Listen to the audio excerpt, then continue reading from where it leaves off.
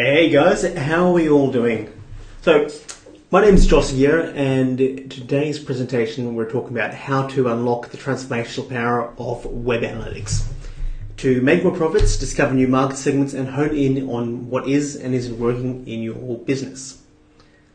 So, I guess before we get started, you want to know what exactly is web analytics. In short, web analytics is the things that we install onto our websites to understand the actions that people are taking on our sites, what's driving them to convert, and how we can better optimize the results we're getting from our websites and any of our online traffic sources. Now, can you guys just do me a favor? If you are listening to me, can you just leave a comment, let me know that you're here, so let me know we're here, but really. Yes, so a little brief history about web analytics. It started really when people started building websites. They wanted to know if what they were doing was starting to work and what they were doing was actually driving new sales, new customers for them as a business. That's when you started to have large companies starting to use the internet. With regards to what most people know as analytics these days, they look at things like Google Analytics, which started off as a tool called Urchin, which was then purchased by Google, and over the years has really developed to become a full business intelligence tool.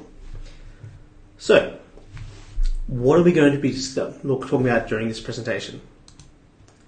We will be helping you understand what your conversion rate is and why it matters, how your analytics data can be linked directly to your profits and loss statement, the basics every business should ensure they're tracking, and the common errors made in the setting up of Google Analytics. Now, I also want to be talking to you about why not all traffic sources are equal, and why you should look at your data under different segments. And finally, we're going to look at plugging the different holes you have in your analytics setup and discovering opportunities. So we're looking at what kind of mistakes are made with your website and seeing how the analytics data can allow you to get better results. Let me just pull up the comments here so I can see you guys. Perfect. Okay, so a bit about myself. I'm a former film producer, so at 17 I was managing budgets of like 20,000. Really had a lot of fun doing that, but it really wasn't for me. So that's when I started doing things in the entrepreneurial space, led to career in face-to-face sales, and during this time I kind of discovered this power of process optimization. So whilst my peers in that same kind of profession were having a great day if they made five applications, I managed to get to a point where if I didn't get 35 a day, it was really a waste of time. With these kind of results, I got headhunted by another company, started generating leads for them and myself online, which led to other people asking me to do it for them. And really started my online career. We started doing websites and really doing a whole heap of different things at that point. I then worked with a e-commerce business where we were generating about $1 million a month in business. That's through a combination of email marketing, affiliates, advertising, and different launches. In this process, I've also interviewed close to about 200 successful entrepreneurs from diverse industries. I'm just going to try and pull up the comments here, guys. Where are my comments?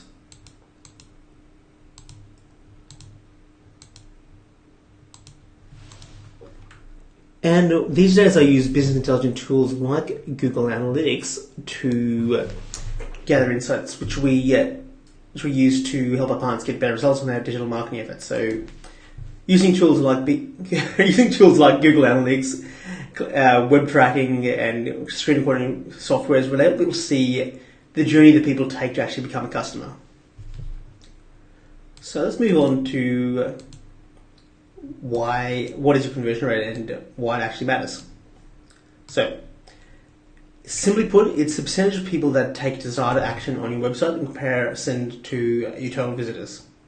So, you've invested a lot in your business, your website, content, and presumably you are investing in promoting that content either through the time you've invested in social, so that organic kind of stuff that you're investing in, managing your Facebook pages, engaging with clients and potential clients online, or either through paid advertising, so even like your Facebook ads, your Google ads, or search engine optimization. So paying either doing it yourself, learning about it, or paying someone in an agency to actually do that search engine optimization for you.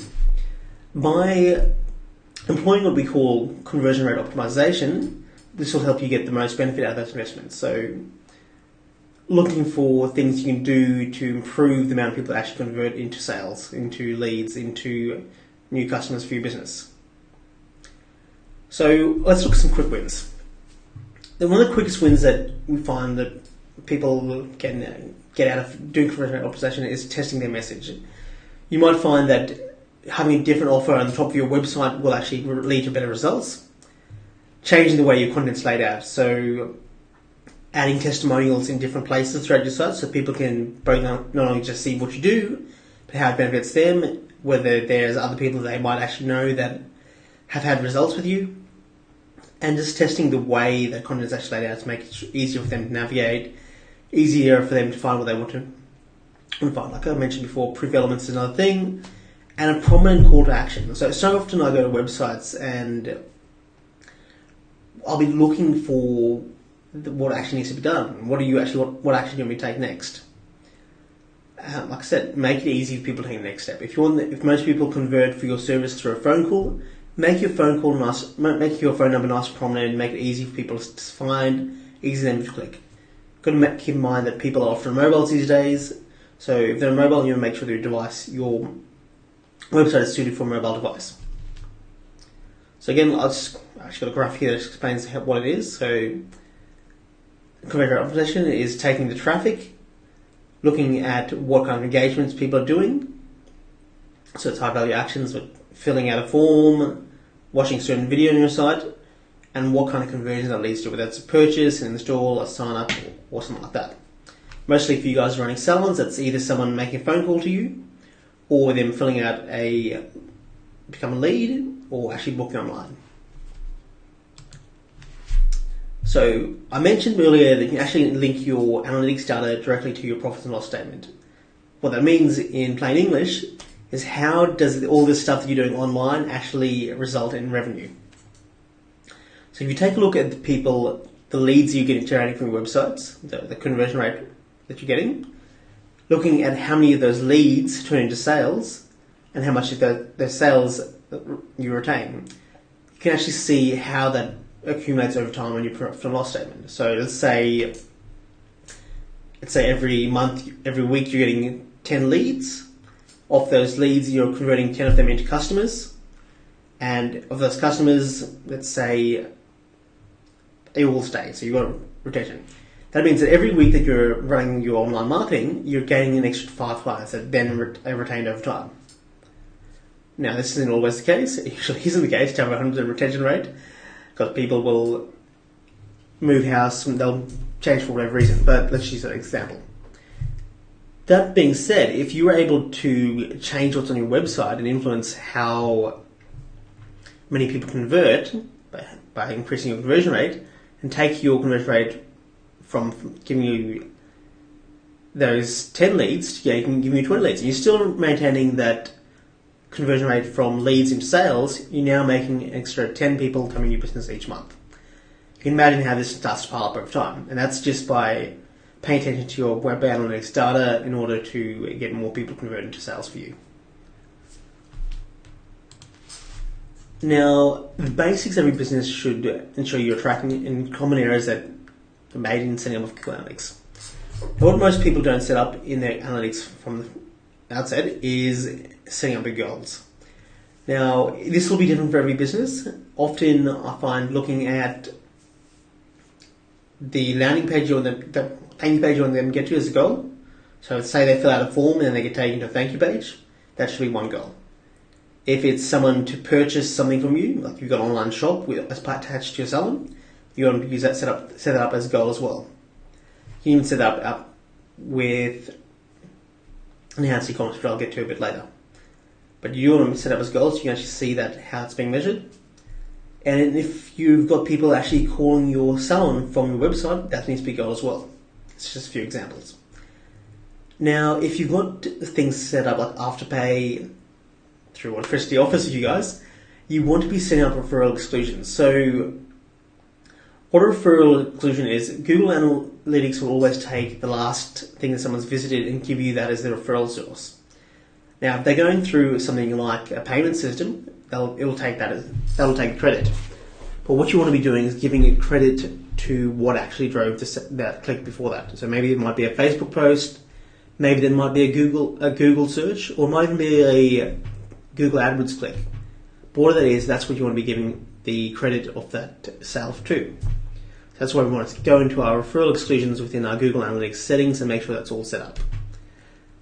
What you want to be doing to make sure you're tracking all these things when you are doing ads is use what's called UTM tracking parameters.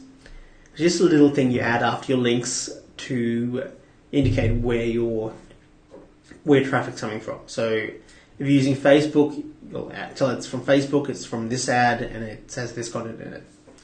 Same for Google, same for any other links you're using on social. Now, if you just type into Google campaign URL builder, it'll actually help you do that. Or if you get stuck, comment here and I'll actually leave that link for you. Another thing you want to be making sure you set up within your Google Analytics settings is demographic reporting. This is what will actually allow you to see whether it's males or females, where they're coming from, and more specific information about your visitors and how they're converting. Finally, make sure you fix spam bot hits. Often you'll have inflated numbers from bots that are trawling your website that aren't actually correct in terms of they're not real people. There's computers that are scanning your site. You want to make sure there's a little setting inside Google Analytics that you check that will stop these kind of things from messing with your numbers. Finally, this one's really, really important. Set up Google Search Console. This is what will tell you exactly the terms that people are using typing into Google Analytics, typing into Google rather, to get to your website. So let's say they type in hair salon for Bay Lounge, I'm pronouncing that wrong, in your area, and that's what's actually taking your website. You want to know that, and you want to know if that's the kind of terms that are actually converting well for you. And finally, set up what's called custom alerts. This will allow you to be notified if any major changes happen on your website. So let's say your traffic drops off completely for a day. You want to know about that as soon as it happens, so you can go and see why that's happened and make some shifts. So maybe your Facebook campaign may have stopped running.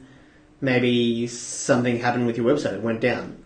Either way, you want to make sure those alerts are set up so you can, prepare for these kind of things that do happen. And like I said earlier, not all traffic is built equal. You should be looking to segment your data so you can see how it's all performing differently. For example, if you might have all your traffic and your website's not actually having a great conversion rate, but if you look in your data and break it down, you might find that Facebook is converting really well, or maybe your Google organic search is converting really well. And what that will allow you to do is make better decisions about how you allocate your spend for marketing, or even look at why maybe look deeper into why those other traffic sources aren't working well and the other one is. It will allow you to see who your best visitors are. So maybe people who are coming on the mobile are working better than people coming on desktop. Again, they'll give you the raw data, and then you can start to work out why. It will also give you more information like demographics. So you want to know if people within certain ages are converting better for you, or locations, or genders. So, location, if you're running a location-dependent settlement, it's not really going to be that relevant. But if you're doing online sales, you might find that people in different locations are better customers for you. Now, finally, we're talking about plugging the holes and discovering opportunities. So, a couple of things that we look at is the bounce rate. If you're losing a large percentage of people that are leaving your site on certain pages, it's an indication of a larger problem. Some of the problems we look at to solve that are things like page speed. Now, if your website takes a lot longer to load than 3 seconds to load, you could be losing nearly half of your visitors. That's according to data from Akamai. Now, why this is important is if you know that your website's loading slow and you know you're going to lose customers. That's just a simple fact. So knowing this and having your analytics monitor this for you will allow you to make sure that it is running fast and to make changes. So it could be that your hosting is crap, quite honestly. It could be that your content on your site is too large. So you might have like a 3 megabyte image, which is really slowing down that particular page. So you want to be able to know these things so that you can adjust and fix them. Now you could also have a message mismatch. So people are seeing something on your ads and then when they get to the website, it's not what they've expected. So you want to be able to fix that up. Which again leads me to the next point. It could be a trust issue. Quite simply, there's nothing there that gives them reason to trust you. So there could be no testimonials. They could be lacking content on your website. It could be just maybe your SSL isn't set up. That's the thing that makes your website say HTTPS. And finally, you might come to your website. There's no clear next step. They get there. They're looking around. They want to work with you, but there's no indication of telling them what to do. So they'll go see the next place. And finally, you want to be looking for opportunities. So how long does it actually take someone to convert? Now, some people may not convert immediately. It might take them 3 or 4 days to actually become a customer, depending on your sales process, etc. Now, understanding how long it takes people to convert is very important in regards to planning your marketing and gaining success. Especially in e-commerce, you might find that people, if it's a high value purchase, you might find that they come to your website, but they might take a week or a couple of weeks before they actually become a customer of yours. If, say, I guess a high value purchase, like, it depends what you guys are selling, maybe like $1,000 type product or package. That might take them a little bit longer for them to think about it. They may come to the website multiple times. They may start following you before they get to that point. Anyways, guys, I think we're about done with the actual presentation. So do you have any questions? Let me know in the comments and I will try to answer them.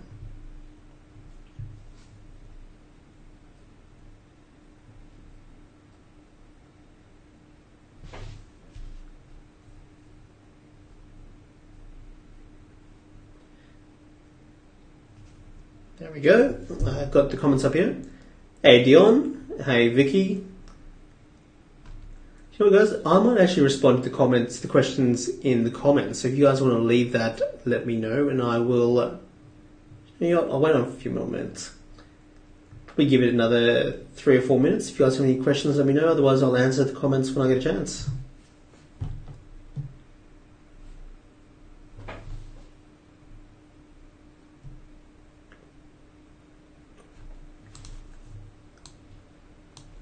Let's see if I can actually show you.